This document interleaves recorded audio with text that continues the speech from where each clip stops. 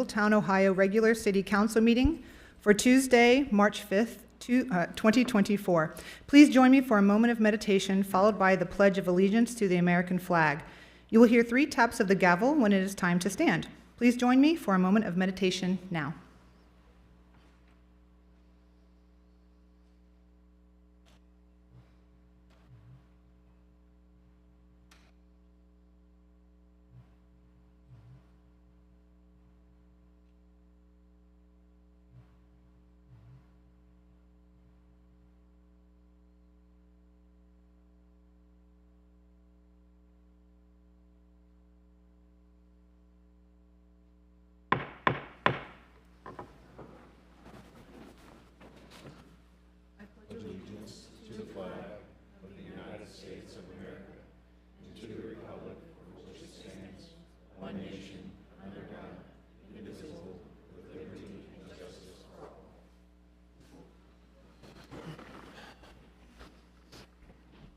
Clerk of Council, Ms. Genk, please call the attendance roll.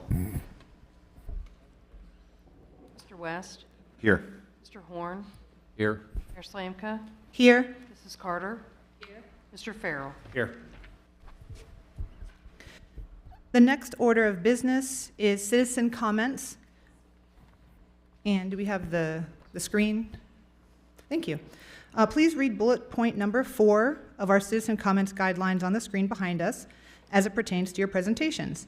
A respectful, professional presentation is expected. Personal attacks on staff, council members, or other individuals will not be tolerated. There will be no foul language. This is not a time for debate, questions and answer, or any back and forth conversation. This is a time for you, our residents, to be able to present to council on record, uninterrupted, and have the floor. We have 2 comment cards this evening. I would like to call John Wagner to the podium. Mr. Wagner, please state your full name and Middletown residence or work address for the record. Please address the council as a whole. You will have 4 minutes of uninterrupted speech. Please commence. Thank you. Grace and peace to you. My name is John Wagner, and I live at 4308 Lisa Lane here in Middletown. I'm also a United Methodist pastor, currently serving as treasurer of the Middletown Area Ministerial Alliance. Our president, Reverend Ruth Kelly, could not be here tonight, so she asked me to present a statement the Alliance put together after our monthly meeting on February 16th, and a few other members of the Alliance are here as well. The statement laments the ongoing violence in the Middle East and calls for an immediate ceasefire and release of all persons on both sides who are illegally detained. I've given it to your secretary. We are pastors in your community. Part of our job is to ask every so often, what would Jesus do? We know he was a loyal Jew and on occasion described his mission as first and foremost directed to his own people. But as some of you may remember from Sunday school, he made it clear that local Samaritans, Syrophoenicians, Canaanites, even Roman soldiers who occupied his country were nevertheless equally loved by God. When he says, "Let the children come to me," he was not only talking about his own tribe, but all children everywhere. When we preach, we keep in mind this gospel truth that God so loved the world that he gave his only Son for all our sakes. While we don't consider ourselves a political organization, we have vowed to witness to this truth whenever we see any of God's children in pain. In Middletown, that includes those who are homeless, suffering from addiction, people who have been incarcerated, suffering from the ravages of poverty. Following the example of Jesus, we must also include those persons the world considers less than simply because of their race, social class, what region of the country they come from, religion. And we're not alone in that mission. The statement we are providing names 11 major Christian denominations that have called for a ceasefire and release of all prisoners. The Pope in Rome has been pleading for this, as have leaders of Palestinian Christian denominations. We have provided their letter as well. We too call for mercy for all those for whom Christ died, and for us that means calling for mercy for those now suffering in a place we Christians call the Holy Land. On October 1st, 2019, the Middletown City Council issued an official Stand with Israel proclamation. As a ministerial alliance, we are today asking you and all Middletownians to give some consideration to standing with all people of the region on all sides as they experience this terrible time of grief, fear, and suffering. Thank you, and God bless you. Thank you so much for sharing your comments, Mr. Wagner.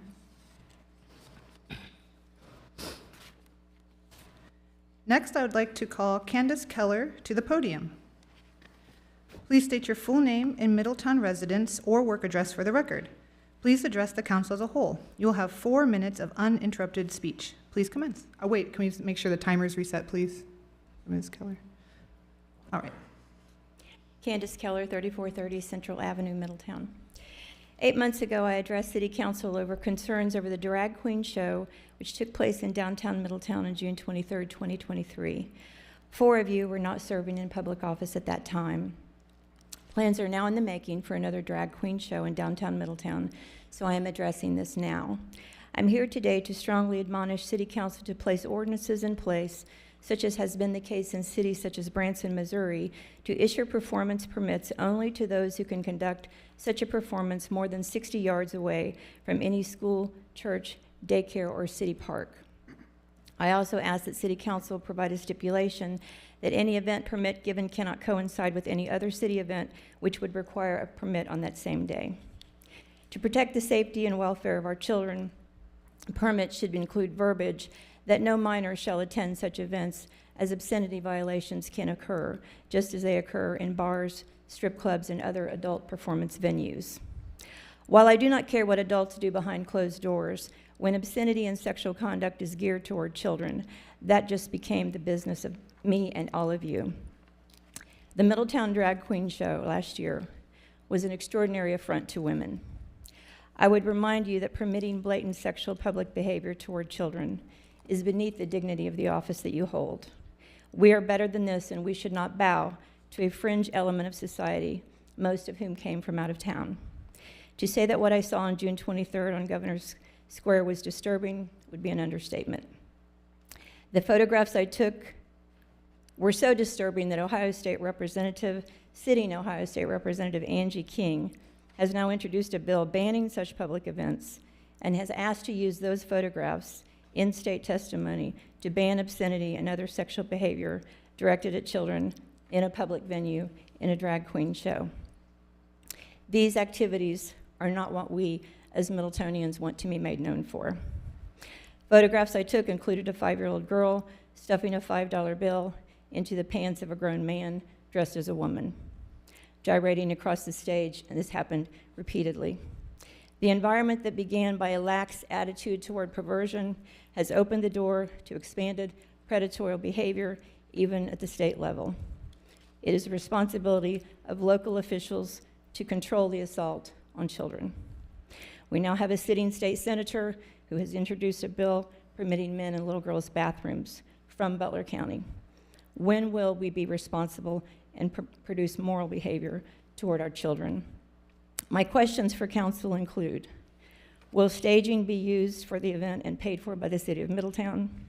Will electricity used for the event be paid for by the city?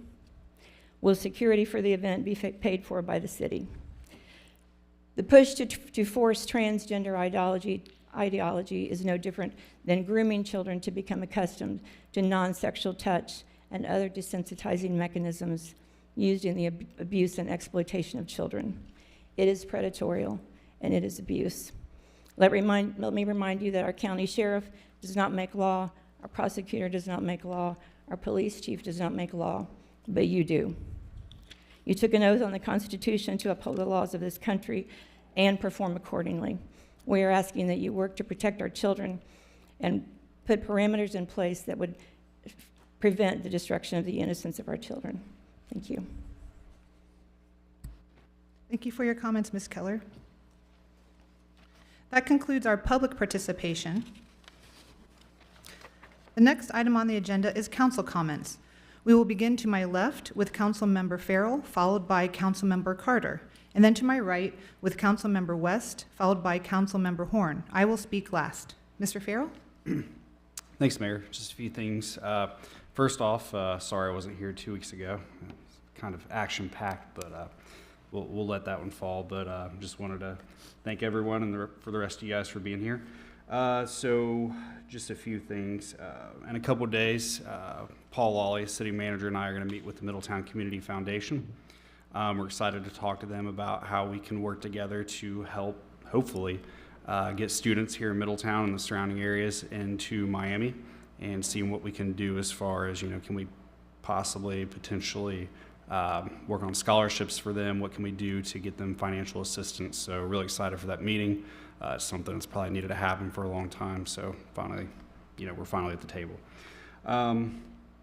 Obviously, we have, supposed to announce this, Saturday, March 16th, St. Patrick's Day here in downtown Middletown. The parade is at 4 p.m.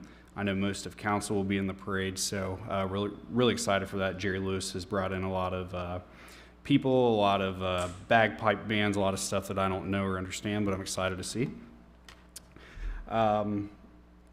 Councilmember Steve West and I last week met with Sheriff Jones, Tony Dwyer, the rest of the Butler County Sheriff's Office. They showed us around, showed us what they do, their whole operation. So that was exciting. It's exciting to have Warren County Sheriff here tonight. So it's great to see the regional help coming in. And yeah, that's all I have. So thanks, Mayor. Thank you, Mr. Farrell. Ms. Carter? I have no comments at this time. Thank you, Ms. Carter. Mr. West? Thank you. I think most of what I was going to say, Councilman Farrell covered, but looking forward to meeting with the city manager and Councilman Farrell in a couple of days with Miami University. Other than that, like Councilman Farrell said, the parade's coming up. A lot of live music's going to be downtown. And then I did notice the other day driving around town, I'm not swerving as much to miss potholes. I noticed some of the potholes are being fixed, so I'm sure Tire Discounters is sorely disappointed, but that's all. Thank you, Mr. West. Mr. Horn? Just want to talk about a lot of the events that have happened lately. Hopefully everyone enjoyed Dessert Week that we had recently, and we have the St. Patty's Day Parade coming up. Also, and it's something you can register the kids for. In the summertime, we're having art in the park. And I think they already have 40 children signed up for this. So we're seeing that the activities are starting to come into our city, which is amazing. And I'd encourage everyone to participate with this if you want to volunteer or be in a parade, or bring your kids to participate in art. It's encouraging that we are doing these things to help bring families together and to have things to do within our city, so we don't have to go to other cities to do activities. Back to you, Mayor. Thank you, Mr. Horn. And I would like to also just mention a few things for my council comments this evening. With the parade, there is, I believe, an event by Kiwanis that's raising money for the Imagination Library that day at 1 p.m. beginning. It's like a race around downtown. Also, we encourage people after the event to stick around downtown and enjoy some of the shops and the wonderful restaurants that we have available for residents and guests. Also, this month is Women's History Month. There should be some things coming up for that, and also a lot of fun events in Middletown. If you're interested in finding out more, please visit the city website. We can see full city events there. You can also see events for downtown Middletown in particular on the downtownmiddletown.org site, DMI. I know a few events that are coming up downtown would be, I believe, Saturday the 23rd, we have a Spring into the Pack, arts and crafts, make and takes, things like that. You can check out more information on the DMI website. That Sunday, I believe it's called Crafts and Drafts at New Ales and Steel City Pizza. They're going to have all kinds of vendors, and they're going to be having nice bites and wonderful drinks and craft drinks and things like that. And then on the 30th, which is the last Saturday of the month, there will be the Middletonian 5K. Those are always a lot of fun. So do encourage you to check out the Downtown Middletown Inc. website, and also the city website as well for upcoming events, including our wonderful parade, first year for the St. Patty's Day Parade. And that concludes council comments. The next agenda item is the city manager's report. City Manager, Mr. Lally, you have the floor. Thank you, Mayor Slamka. Good evening, members of City Council.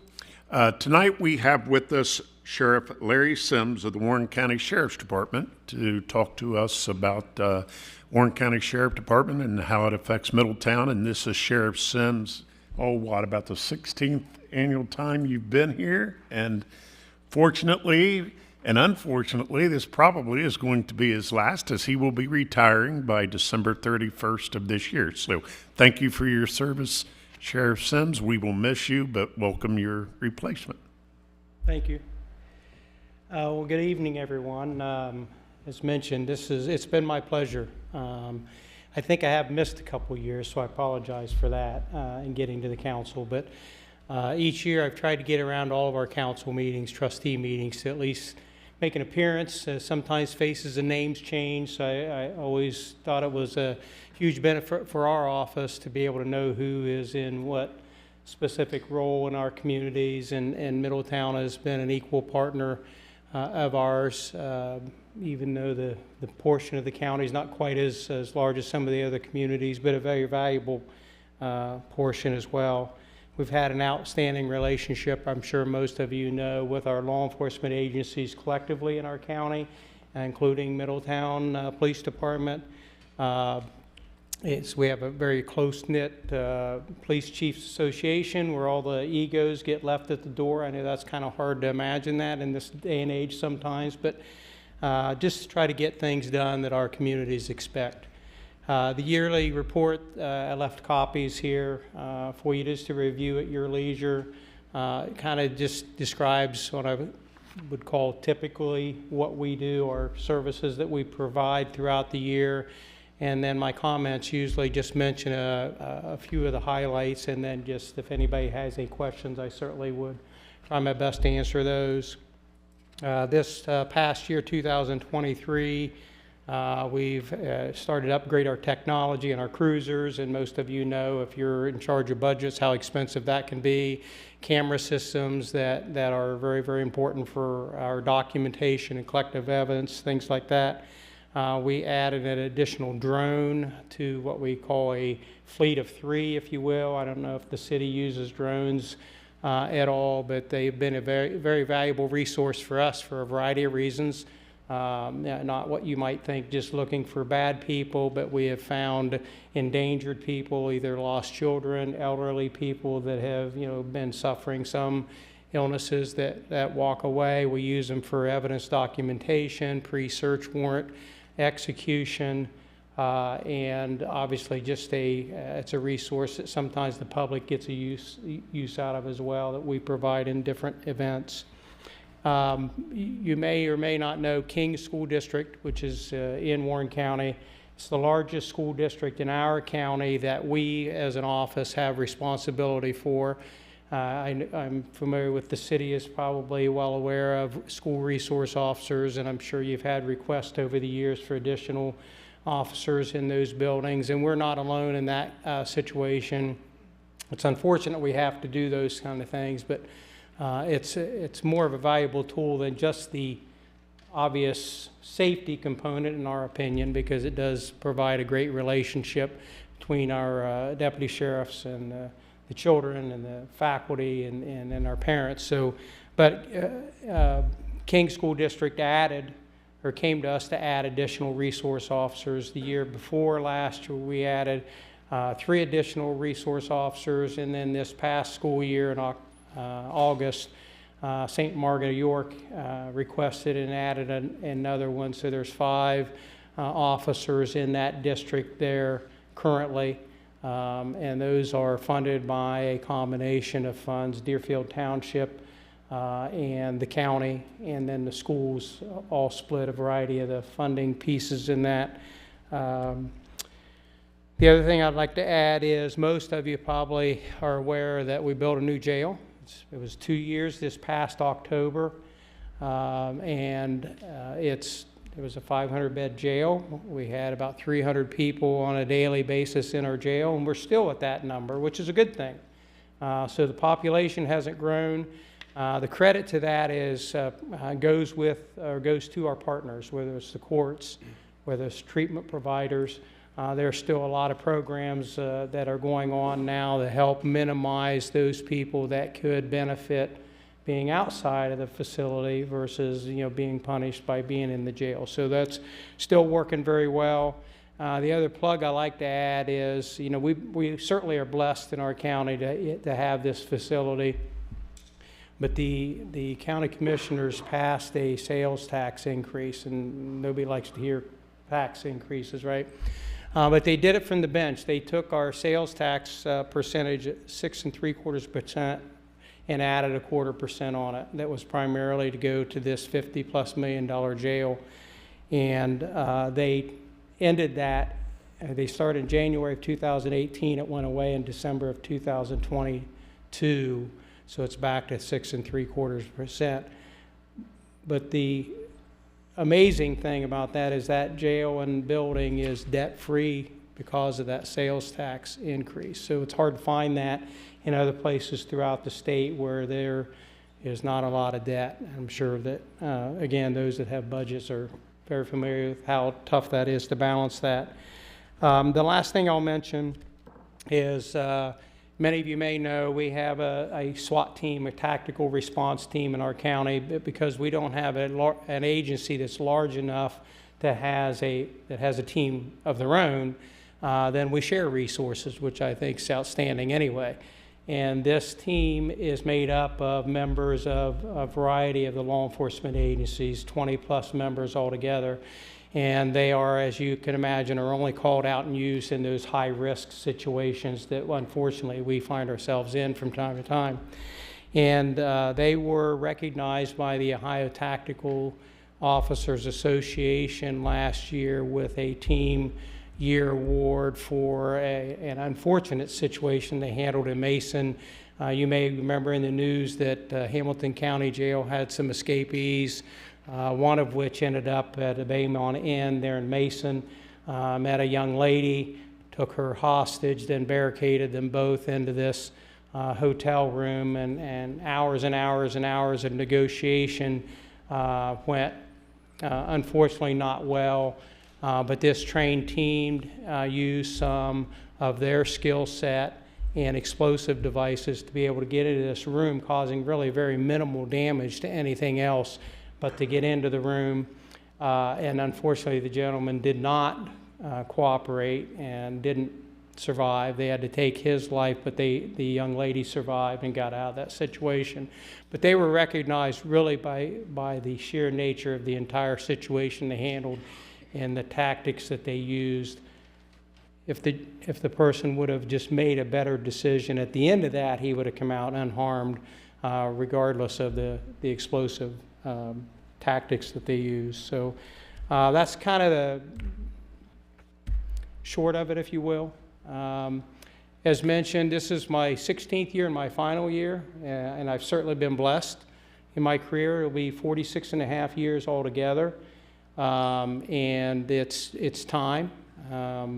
I've always felt that you surround yourself with the best people, and I don't even have to be very smart. But our office, I feel very confident, is very good at what they do, not because of my credit, but because of the men and women that I get the pleasure of working with every day. And our chief deputy, most of you may know, is on the ballot to replace me. And he'll take over in January of next year. He has no opposition, which makes things a little less stressful around the office.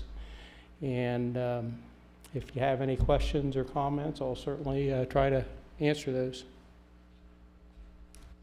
Sheriff, I don't have any questions. I just want to thank you for your service and dedication to what portion of Warren County that we have. But overall, thank you. I know it's a thankless job and stressful and difficult, but please, enjoy retirement, and we look forward to seeing you in plain clothes.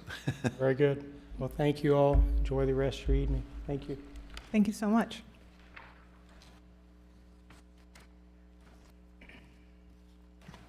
Is there anything else for the... No further reports. All right. Well, thank you so much, Mr. Lally. Ms. Skank, Will you please present the consent agenda? For your consideration this evening, we have to receive and file the following Board and Commission minutes. The Park Board from November 13th, 2023, December 11th, 2023, and January 3rd, 2024. Confirm the appointment of Yvonne Pennington to the position of Senior Account Clerk in the Department of Finance, Division of Tax. To approve the final plat for Heritage Landing, Section 1. And to approve an employment separation agreement with David Burke. Is there a motion to approve the consent agenda? Motion. Is there a second? Second. It has been properly moved and seconded to accept the consent agenda. We will proceed to vote. Ms. Genk, please call the roll. Mr. Horn, Yes. Mayor Slanka, Yes. Mr. Farrell, Yes. Mrs. Carter, Yes. Mr. West. Yes. The yeses have it and the motion passes. The consent agenda is approved. Our next item is the motion agenda. Ms. Skank, please present item A on the motion agenda. To accept and enter into an agreement for a body-worn camera grant from the State of Ohio's Office of Criminal Justice Services in the amount of $20,150. Do I have a motion to approve item A to accept and enter into agreement for a body-worn camera grant in the amount of $20,150? Motion. Is there a second? Second. Having been properly moved and seconded, is there any discussion? I just have a couple questions. How much is the annual fee, please? I would like Deputy Chief Crank to come down, and he can give you a little bit of a report on these body cameras.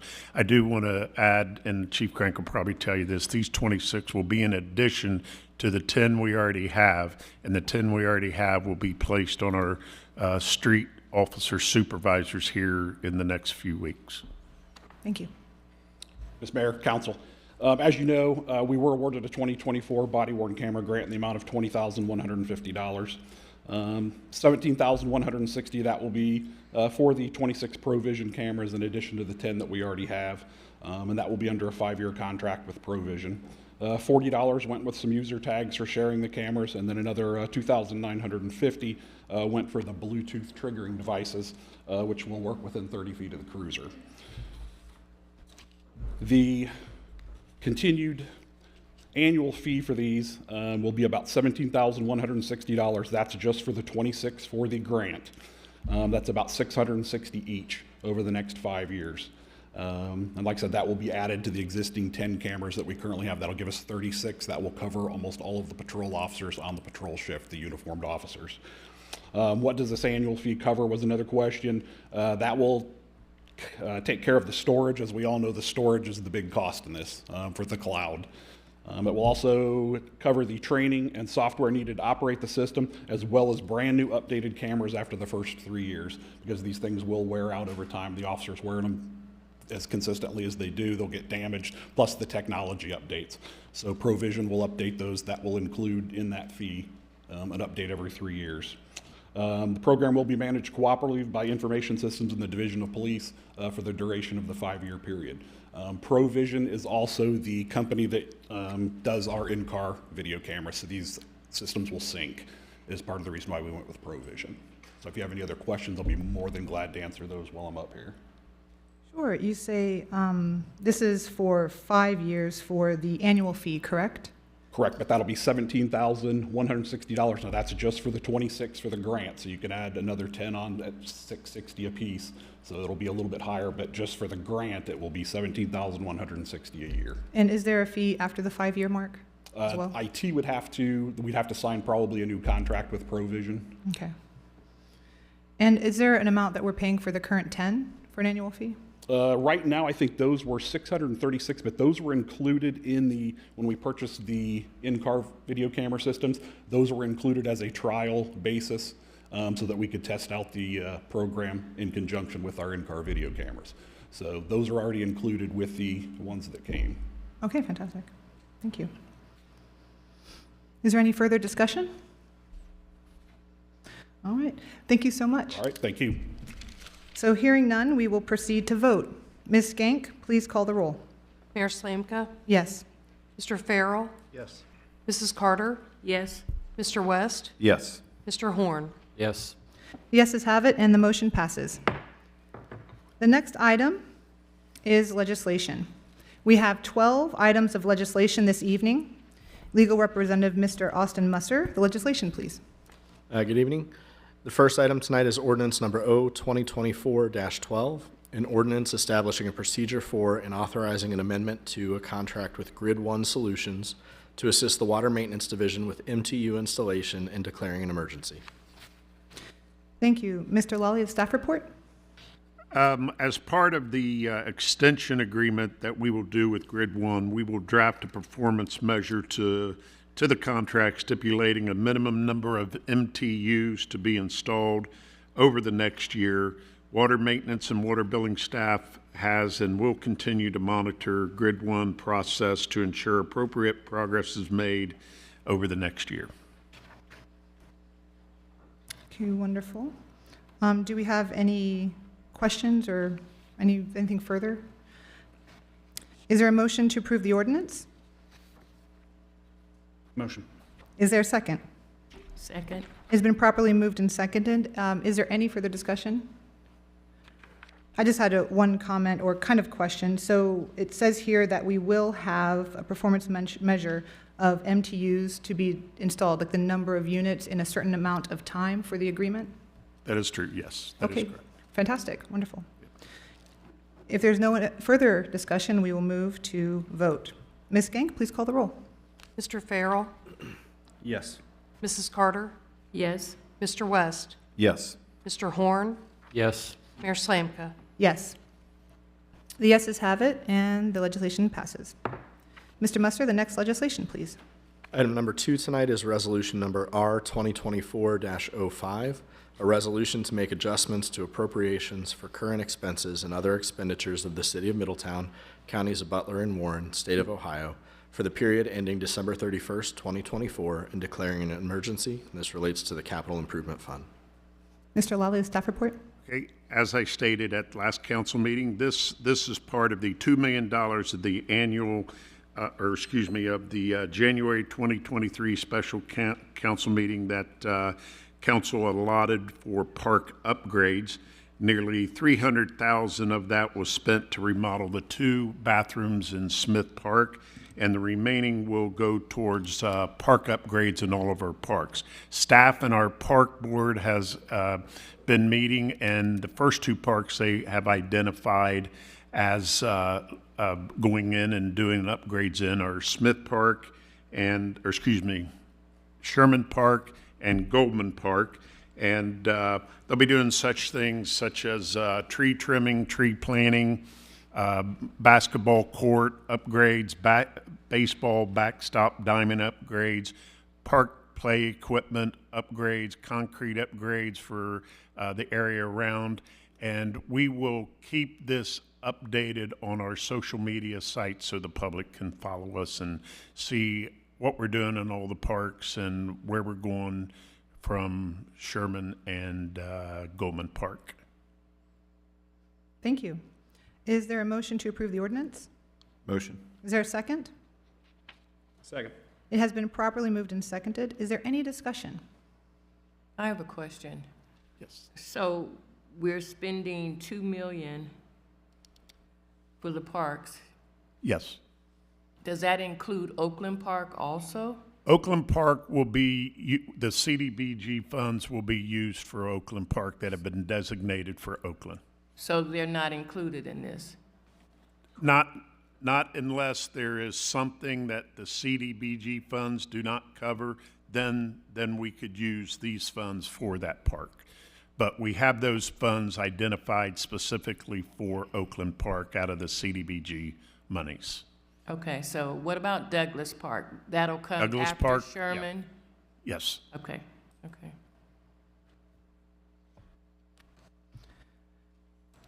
Could you please also, per usual now, this is an emergency. Could you please speak again briefly as to why this is an emergency for our residents? Due to timely fashion, especially with the tree cutting, we had some of the contractors that need to get started in the tree trimming and planting area, and also to get some of the funds or the equipment ordered so it arrives in a timely fashion. Okay, thank you. And if the money is not spent again this year, what happens? Are we able to have quarterly It reports? rolls over to the following year like it did this Okay. year. But I think we'll be on a much better path this year to pretty much spend the $2 million allocated by the end of December of 2024. Might we have quarterly reports just to Yes, keep- absolutely, Yeah, I think absolutely. I'm interested in that breakdown as well, and I think the residents will be too. Yep. Okay, wonderful. And who is overseeing the entire project? So the entire project is being overseen by myself and Ashley Combs, the assistant city managers. But Jerry Lewis, who is now our staff liaison to the park board, will work closely with us in proceeding through the process of what parks we decide to go to and what order. Okay, thank you.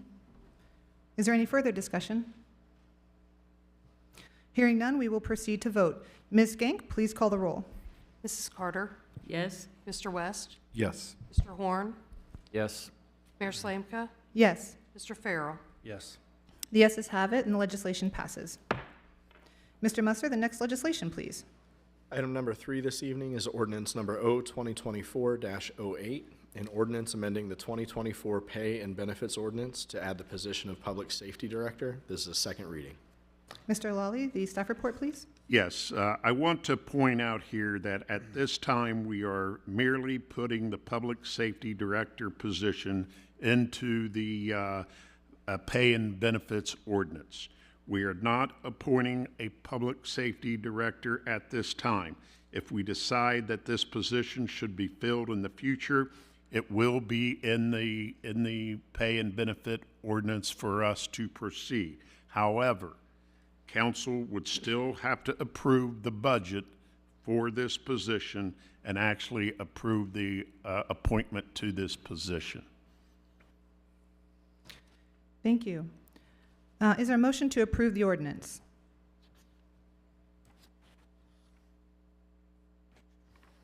Motion. All right, is there a second? Second. It has been properly moved and seconded. Is there any discussion? Yeah, I'll go first on this one. So, you know, we've kind of looked at other cities comparable in size to Middletown, and there are quite a few that do have public safety director positions. You know, but I can't even say the overwhelming majority. All of the feedback that I received, you know, from members of the city, you know, as well as some of the public safety members that we have been a resounding no to this. And I understand this is just to create the position itself and not actually fund it and appoint someone. You know, my personal thoughts on it set aside, you know, I'm not going to make a decision on my own belief on something. I'll always listen to folks that reach out and people that I speak to in the community. So, you know, at this point, I try to play devil's advocate and look at it from both routes. I guess, you know, at this time, I can't support it. From the feedback that I've received, you know, if it's something that we could revisit in the future, you know, down the road, if there's an impending need. I didn't appreciate, there were several folks that kind of, and nobody obviously in this room, but there were several media outlets that kind of took this and ran with it, saying that, you know, there's something wrong in Middletown. There's some you know, folks that maybe aren't capable of leading, whether it be the fire department or the police department, and I take offense to that. I firmly believe in the senior leadership that we already have on staff, and so I wanted to make that point clear. So at this time, I mean, I always listen to folks, and most of the time it's 50-50 on something. Sometimes there'll be, you know, opinions that might sway my vote, but this time it was 100%.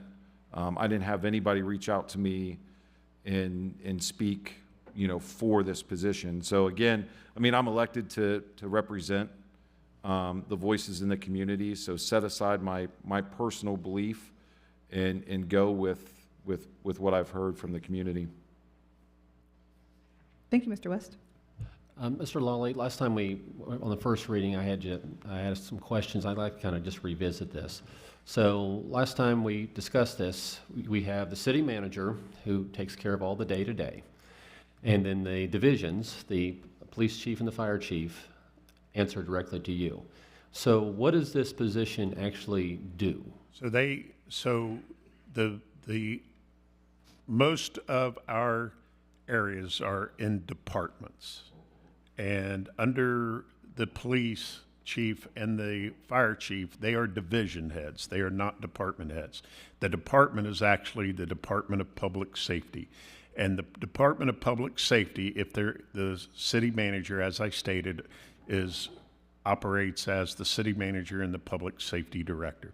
That public safety director would oversee the administrative aspects and the supervision of the police chief and the fire chief, and assist in the functional operations of both divisions.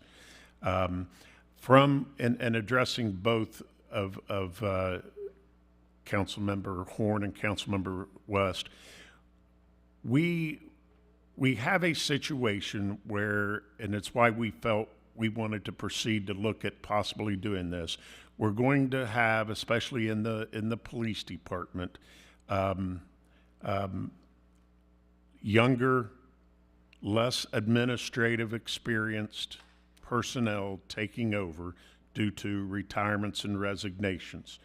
And due to the fact that we leaned out over the years, so we have less police deputy chiefs than we've had in the past. We are down from, at one time, 3 or 4 police lieutenants to 1. And so that means you have individuals going from the position of sergeant immediately to executive police officer positions. We felt that bringing in a public safety director, and possibly one that has a strong police background, may benefit especially the police division. Okay, thank you. And while I understand some citizens' concern, most of the concerns I hear is we can't afford it. We don't have the money. We can spend that money on officers on the street. I get that. I agree with that to some extent, but I also agree with the fact that, once again, we're going to have some young leadership moving up into executive officer positions that may benefit from that executive experience. I can tell you that back in 2015, myself and Chief Muterspaw were promoted to the positions of fire chief and police chief on the same day. The city at the same time appointed a public safety director, and being new to the positions, that position really assisted me. I don't want to speak for Chief Muterspaw, but really assisted me in learning the job over the first year or two. And it was known at that time that that public safety director's position was probably only going to be for about 2 years to get Middletown through the new police and fire leadership, and that's essentially how it played out. But I will tell you this, I have nothing but the utmost confidence in our police supervision coming up through the ranks, and I just think we may determine here in the next couple months that this is a position that we may need. So in hearing what you're saying, City Manager Lawley, it's the problem with this of, well, we can approve this now and actually put it in the place if we need to. I think we all know government, if you give it something, it's going to grow. So I know that if we approve this, ultimately it's going to be what happens. And my issue is we're a city right now of need and not really a city of want. I've been playing this out in my head. And I know the salary of what a public safety director costs and benefits and all that. And you can almost go hire 2 police officers or firefighters and put them on the street for the cost of 1 public safety director who is not actually on the streets. So to me, and it's like you said, see it both ways, just like all of us, but if this becomes a need, I'm willing to approve this and put it in. But if this is just a want for now, which is personally what I see it as, and not that it's a want for you, it's a want for the community, right? But at the same time, I feel like the higher want is to get more people on the streets. Now, if you come to me and say, hey, we need to bring in somebody for, do we pay them a $30,000 salary to come in for 6 months and help see the transition, or if we can be creative with something like that, I'm open to it. But I don't know that I'm ready to put something on the books long-term sustainably when we're still a city of need and not a city of want. And I guess that's kind of my thoughts on it right now. I have one follow-up question. So you know that we're leaning toward potentially we might need help in the police area with the folks that are retiring, and then the officers that are going to test up and then be in the executive position. Have you reached out to the FOP on how they feel about that or the assistance they can give? We have not reached out in an official capacity in terms of asking for a labor management meeting to discuss it. That's something we figured we would do down the road if we were really serious about implementing this. I have discussed it with some officers, and once again, I've received mixed opinions on it. I will say that the one problem I do have with it long term is, and I was in this situation, is after a while when the police chief gets experience, the fire chief gets experience, now all of a sudden you got a chief and a super chief. That's probably not a good thing. I have a question also about, you said something about someone with a strong safety background. So would that person come from within Middletown, or would you seek someone on the outside? No, I think we would seek someone from the outside who if we saw the need was there to assist the younger police supervisors coming up in those executive positions, it would be somebody from the outside who had a strong police background. I don't know of anybody in town who we would, if that's what you're asking, who we have eyeballing for that position, no. Because right now we're losing our chief. We're also our acting chief and deputy chief. Right, okay. City Manager Lawley, we'd spoken about this a bit. Could you speak to what the gap is that you're seeing and the fact that there are people that can maybe mentor the upcoming individual? We'd spoken about that before. Could you speak to that? So essentially what we have with the resignations and the retirements, what that leaves us with is one deputy chief and one current lieutenant who will be eligible to take the police chief's exam. Before that, however, beginning, I believe it's tomorrow, over the next 2 weeks, there will be 6 individuals who will be competing for the position of deputy chief. All 10 of our lieutenants, all 10 of our sergeants and the 1 lieutenant are eligible to take that exam. As of 5 p.m., we have 6 individuals scheduled to take that exam, 5 of the sergeants and the 1 lieutenant. So if I'm answering your question correctly, the concern is while the lieutenant does have and the police deputy chief we have in position now, where I'm very confident that they have the executive leadership capability. Our sergeants don't all have the executive officer training programs that we would like them to have, and that's going to be a priority for us in the near future here to assure that those officers attain that executive officer training. So that's in the works for the training? Yeah, it will be, yes. Okay. Mayor, I have a request. Can Deputy Chief crank come down, and I would like you to talk about our officers at sergeant and above level, because these guys have taken tests, they're bosses, they're doing administrative work daily. So let's not act like these guys are 22 years old and they're going to be running the city and protecting us. Can you speak about your officers, please? Sure. Currently we had another one toss his hat in the ring today. We actually have 7 they're going to test. And 3 of those have 24 plus years of experience. Ed Sensel is our senior sergeant. He's a UC graduate and he has almost 28 years of experience with the police department. He's testing. Sergeant Sam Allen's testing. He has almost 25 years with the agency. Sergeant Jamie Wilcox is also testing. He has 23 and a half years experience with the agency. So we've got some senior people there. But I will attest to what the city manager's saying. With the COVID years, we've kind of moved away from sending our officers to the executive leadership schools such as SPI, the FBI National Academy, and things like that. So they are lacking in that, but we are planning on starting that back up in the fall. I think Lieutenant Malcolm Tipton will be the first to go back to SPI in the fall, and then we will start sending by the most senior rank, or who holds the most senior rank in that. The sergeants will start going to those executive leadership schools too.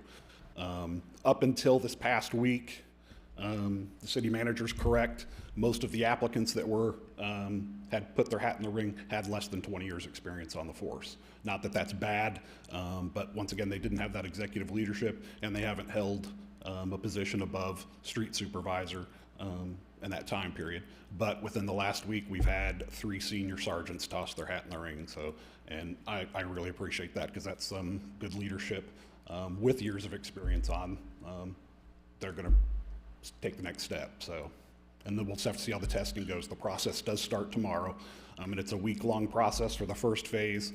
And then after that's completed, they will all have to drive up to Columbus for a personal interview, and that'll be the final aspect of the process. But the city manager's right. Up until about this past week, everybody had less than 20 years of experience and no executive leadership training. Now we have, like I said, we've got 3 that have tossed their hat in the ring, and I'm very appreciative of that. Deputy Chief Crane? Yes. My part's done, thanks. Certainly. When we had spoken, we had mentioned what's the gap that we're looking for, the impossible teaching opportunities, if there is a gap. And you had mentioned the possibility of not having done budgets before. Is there something, it looks, and when speaking with City Manager Lawley, there were conversations about how there could be mentorship from within to assist as well. The good thing you're going to have is you have Sergeant Earl Nelson, who's in charge of our detective section. He has budgeting experience. He's been that department head for several years now. Lieutenant Malcolm Tipton has been over our patrol division for almost 2 years. He has some budgeting experience. I've been mentoring him, and we've been kind of going through the budget book. Sergeant Ed Sensel, who's our most senior, he was actually on the budgeting committee several years ago under Chief Muterspaw. So actually Ed tossing his hat in the ring is pretty good too, because he actually has the experience. Some of the other supervisors, they have lesser experience, such as Sergeant Morgan. He does have some budgeting experience. He's our SRT commander. He does some other stuff, so he knows a little bit about the budget, but sure, there's gonna have to be some mentoring there. But I think it can be done equally in-house, and I have confidence. Just this last week has instilled a lot of confidence in me just by the senior leadership of the Sergeant Corps that has stepped up and tossed their hat in the ring. I mean, anybody who knows Sergeant Jamie Wilcox, I would have never guessed Jamie Wilcox was gonna throw his hat in the ring, but he did. And I appreciate that. And do we know when the executive officer training is, like what the dates are? Correct. We normally use the Southern Police Institute, which is located in Louisville, Kentucky, and the next session, I believe, starts August, that first week of August, and then that'll go through November. And then hopefully next spring, depending upon how things are looking for the agency, we can start sending the next person and start going down the list and getting everybody back. Back when I got promoted, everybody went to that class. We were always sending somebody in the spring and in the fall, until we got everybody through. And that looks like something that we will be starting to do again, correct? Correct, and it's good for the officers because if they already have their college degree, they start working on their master's program. And if you don't have your college degree, you start working on your undergrad.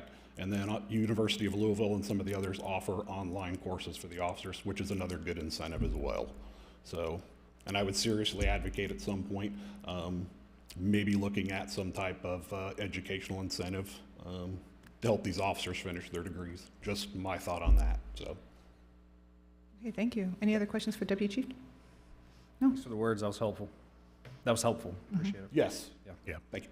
And you are absolutely 100% correct about the experience. A lot of those supervisors have a lot of experience on the streets, but I can tell you from my experience going from on the streets to the administrative aspect, there's a lot to learn in terms of going from the operational level now all of a sudden to the administrative level, where you have to go and you learn and you see some of the leadership programs and how to supervise large numbers of people, how to deal with community policing problems from an administrative level. It's a bit different than doing it at the street level and the patrol officer level every day.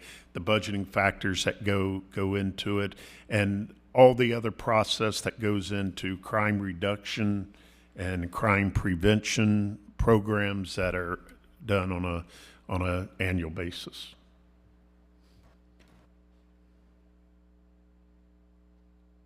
That said, also just wanted to kind of just chime in as well with Councilmember West. The same thing, people writing in has been pretty much the same. People are not necessarily wanting this. And I do have to say, I also agree with Councilmember Farrell as well. It does seem that what we need right now are more officers on the streets, and I think that's the priority for me personally. And it seems like we have some really strong and great, we have an absolutely fantastic department, and we have the mentorship, we have the willingness to help. We're going to be starting this training program. But for me, it seems like the priority is to hire more officers and not necessarily another person upper staff, especially with some of the budgeting items that we're going to be coming up against this year. And knowing that we'd have to also budget for this, it's another concern I have as well.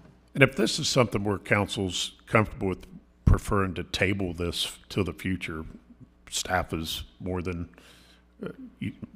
comfortable with that. Yeah, I mean, I'd be comfortable with tabling it. You know, it's a difference in voting for something that's, you know, a need, kind of what Councilman Farrell said. I know that the Chiefs test is coming up. So, I mean, I would be comfortable with tabling it for now. I agree with that. I am. I almost actually brought that up, and I don't blame you, Paul, for bringing this forward, because this is a part of your job, is to bring legislation. Mm-hmm. This isn't something you've done wrong or that city staff's done wrong, or I don't feel that way at all, because this is what we're here for. We're here to listen to the people and hopefully agree with the people most of the time. But at the end of the day, you're doing your job by bringing this forward. So I'm not upset or like, I hope you don't take this personally. No, absolutely not. That's why we brought it forward, to see, how council felt about it. And you guys probably talk to citizens more than staff does, because we're so busy. And you get the feedback more than we do, and that's good to hear. No offense taken at all. Ms. Skank, how do we go ahead and table? That's not something I'm not really familiar with that. So procedurally, I think what we should do is, I don't recall who made the motion, but whoever it was should withdraw their motion. And then who was it? Mrs. Carter made the motion, and Mr. West seconded. Okay. So I withdraw the motion. Okay. And then, Mayor, I'd suggest that you just put it up for a motion again. If nobody makes the motion, then it just sits and nothing happens on it. It goes away until and unless council decides to act on it in the future. Okay. So is there a motion to approve the ordinance 2024-08? Okay. Hearing none, the legislation item is tabled? Mm-hmm. All right. Very well. Okay, Mr. Musser, the next item, please. Item number 4 is ordinance number O-2024-13, an ordinance authorizing an amendment to the American Rescue Plan Act and Fusion Grant Program Agreement between the City of Middletown and Tri-County Management, Inc. This is a second reading. Okay, Mr. Lully, the staff report. I don't have anything further to add from last council meeting. If you have any questions, we'll entertain those. Okay, so is there a motion to approve the ordinance? Motion. Is there a second? Second. It has been properly moved and seconded. Is there any discussion? Hearing none, we will proceed to vote. Ms. Gank, please call the roll. Mr. Horn, Yes. Mayor Slanka, Yes? Mr. Farrell, Yes. Mrs. Carter, Yes. Mr. West. Yes. The yeses have it, and the motion passes. Mr. Musser, the next item, please. Item number 5 tonight is resolution number R 2024-06, a resolution to make adjustments to appropriations for current expenses and other expenditures of the City of Middletown, Counties of Butler and Warren, State of Ohio, for the period ending December 31st, 2024. And this relates to the Police Grant Fund. And it's also a second reading. Thank you. Mr. Lally, staff report? If you recall, this is to appropriate police grant money of $65,000+ for police training. Okay. Is there a motion to approve the ordinance? Motion. Is there a second? Second. It has been properly moved and seconded. Is there any discussion? Hearing none, we will proceed to vote. Ms. Gank, please call the roll. Mayor Slanka, Yes? Mr. Farrell, Yes. Mrs. Carter, Yes. Mr. West, Yes. Mr. Horn. Yes. The yeses have it, and the motion passes. Mr. Musser, the next legislation item, please. Item 6 this evening is ordinance number O 2024-14, an ordinance amending section 1037.04, mobile food vending on private property of the codified ordinances. This is a second reading. Thank you. Mr. Lally, the staff I report. don't have anything further to add from last council meeting. Okay, and is there a motion to approve the ordinance?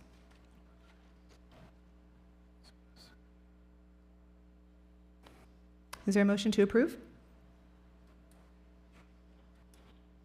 Hearing none, does this mean we're tabling it or I think fails? Technically, it falls to the floor is, I think, the term they used to use for it. So it doesn't, no action is taken on it. Okay. So fall to the floor, no action. Okay. Mr. Musser, the next legislation item, please. Item number 7 tonight is ordinance number O 2024-15, an ordinance providing for the issuance and sale of notes in the maximum principal amount of $5 million in anticipation of the issuance of bonds for the purpose of paying the costs of the acquisition by the city of approximately 30 acres of real property along Union Road and State Route 122 for a multi-use development, demolition of existing structures, and the design, engineering, and construction of related and necessary public infrastructure, including but not limited to water, sanitary sewer, and storm sewer utilities, roads, traffic signals and controls, curbs, gutters, intersections, sidewalks, lighting, and related infrastructure, together with all necessary appurtenances thereto, all in support of economic development and job creation within the city. This is a second reading. Thank you. Mr. Lally, the staff report. I don't have anything further to add from last council meeting. May I have a motion to approve the ordinance? Motion. Second. Thank you. It has been properly moved and seconded. Is there any discussion?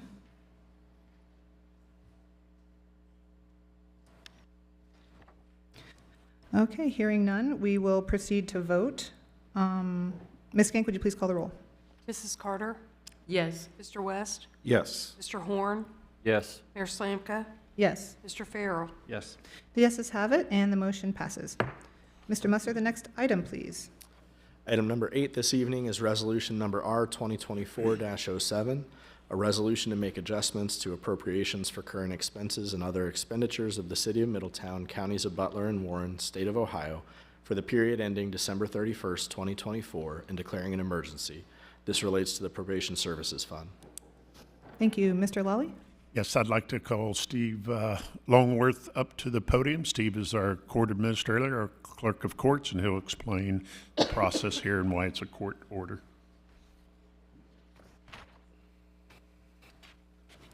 Good evening, Council. So the probation services, I'm a little taller than the rest. The Probation Services Fund is created under Ohio Revised Code 737.41 and a subsequent City Council Resolution R95-24. Both of those basically state that this is a special revenue fund. For lack of a better term, it's a user's fee fund. It is at the sole discretion of the court. The reason you have a court order instead of the normal process, during the budgetary process back in August, we appropriated $2,500 to this line item. It's a $6,500 roughly expenditure.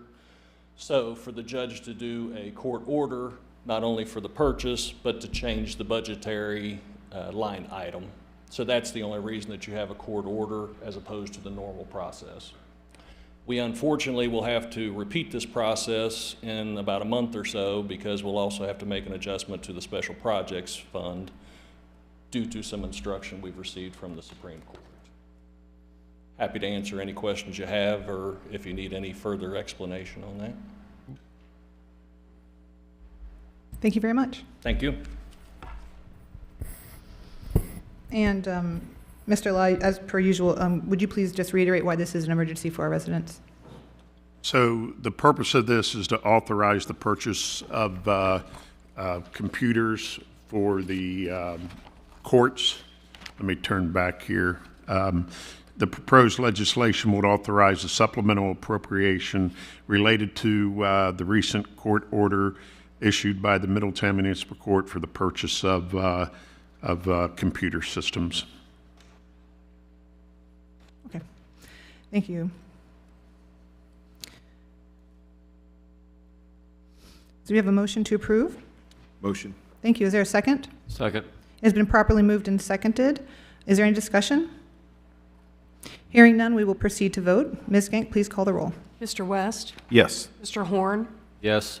Mayor Slanka? Yes. Mrs. Carter? Yes. Mr. Farrell? Yes. The yeses have it, and the motion passes. Mr. Musser, the next item, please. Item 9 this evening is ordinance number O-2024-16, an ordinance establishing a procedure for and authorizing the purchase of a screw conveyor for the water reclamation facility from Spirac USA, Inc., and declaring an emergency. There's no action requested until March 19th. Thank you very much. Mr. Lally? Yes, this is for the purchase of what is called an influence screw conveyor belt. This influence screw conveyor belt is reaching its purpose or its purposeful life.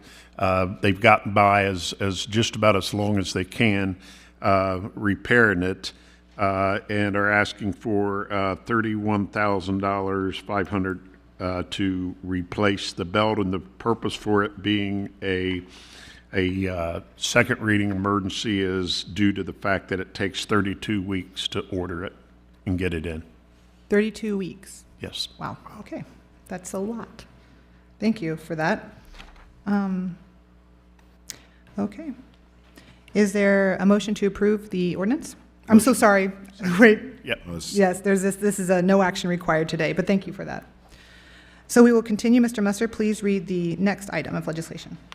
Number 10 tonight is ordinance number O-2024-17, an ordinance establishing a procedure for and authorizing a contract with Badger Infrastructure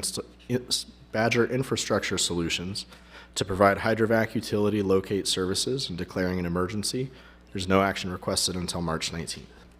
Mr. Lally? Yes, this contract will allow us to use Badger Infrastructure Solutions to assist us with lead pipe service line inventory identification, which will be done throughout the city to comply with the EPA rule of 2021.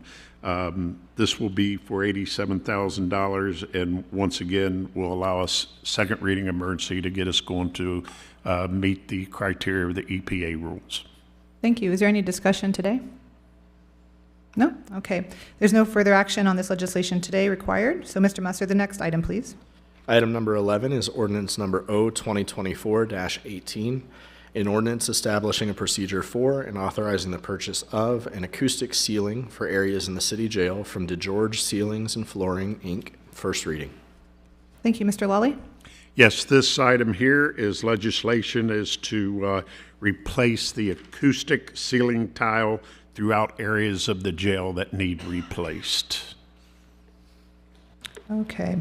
There's no action to be taken today, but is there any discussion? Any questions? All right. Hearing none, we will go on and continue with the next item, next and last item. Please, Mr. Musser.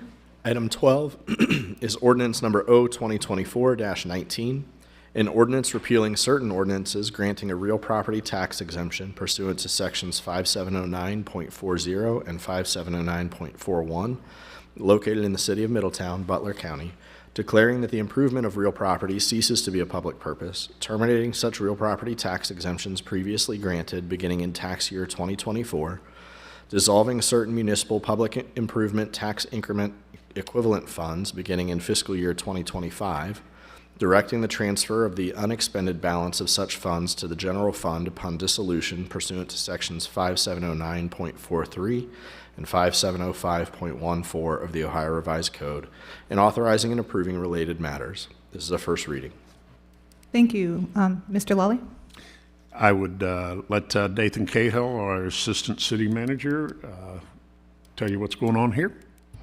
Yes, Mayor, members of council, before you is legislation that fulfills a contractual obligation that the city actually originally made to the Middletown City School District actually several years ago under the original compensation agreement related to TIF, CRAs, and enterprise zones. That was recently amended and extended by council in January of this year. This legislation would under the terms of the compensation agreement, would terminate the existence of 6 tax increment financing districts in the city. These are what I would characterize as dormant TIFs that have either no revenue stream or a small residual revenue stream off a property or two that are going into those funds. There is no debt that is serviced by any of these funds. These are just legacy TIFs that were created back, I believe, actually in 2005 or earlier, prior to the TIF statutes change in 2006. This does not preclude the city in any way from establishing new TIF districts in any of these areas in the future. They would just fall under the existing, if there is one, even further in the future, compensation accord with between the city and the school district. But said again, this is just fulfilling a contractual obligation under that previous agreement approved by council. Thank you. This is a first reading, so there is no action to be taken. However, are there any questions, any discussion? All right. Hearing none, this concludes the legislation for the evening. The next item on the agenda is unfinished business. Do any council members have anything they would like to bring up under unfinished business? Yes. Can we have an update on the medical marijuana prohibition lift? They are currently working with planning, zoning, and some other organizations. We will have a report for you on March 19th. Good. Yep. Thank you. Anyone else want to bring up anything under unfinished business? No? Okay, thank you. The next item on the agenda is new business. Do any council members have any new business they'd like to bring up for the evening? Okay, hearing none, we will move on. The next item is executive session. And do I hear a motion to move to executive session under the authority of ORC 12122 G1 to consider the appointment of a public official, and under the authority of ORC 121.22 G2 to consider the purchase of property for public purposes or for the sale of property at competitive bidding if premature disclosure of information would give an unfair competitive or bargaining advantage. Motion. Thank you. Is there a second? Second. Fantastic. Having been properly moved and seconded, we will proceed to vote. Ms. Skank, please call the roll. Yes. Mayor Slamka? Yes. Mr. Farrell? Yes. Mrs. Carter? Yes. Mr. West? Yes. The yeses have it, and the motion passes. Council will now move to executive session. We will return to open session to vote in the new boards of commission members and to adjourn the meeting.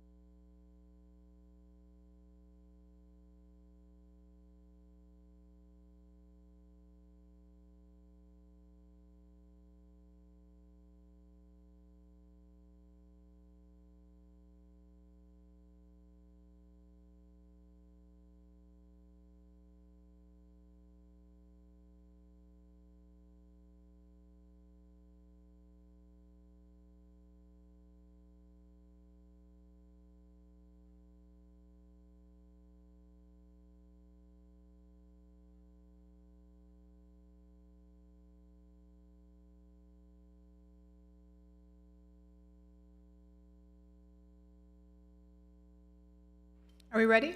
Okay. Do we have a motion to return to open session? Motion? Do we have a second? Second. It has been properly moved and seconded to return to open session. We will proceed to vote. Ms. Skank, please call the roll. Mayor Slanka? Yes. Mr. Farrell? Yes. Mrs. Carter? Yes. Mr. West? Yes. Mr. Horn? Yes. The next item is Board and Commission appointments. The Board of Building Appeals has one position available and one alternate position available. One person has applied. I move to appoint Greg Martin to the Board of Building Appeals. Do we have a second? Second.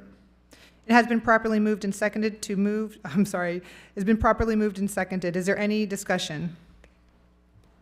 Ms. Skank, please call the roll. Mr. Farrell? Yes. Mrs. Carter? Yes. Mr. West? Yes. Mr. Horn? Yes. Mayor Slanka? Yes.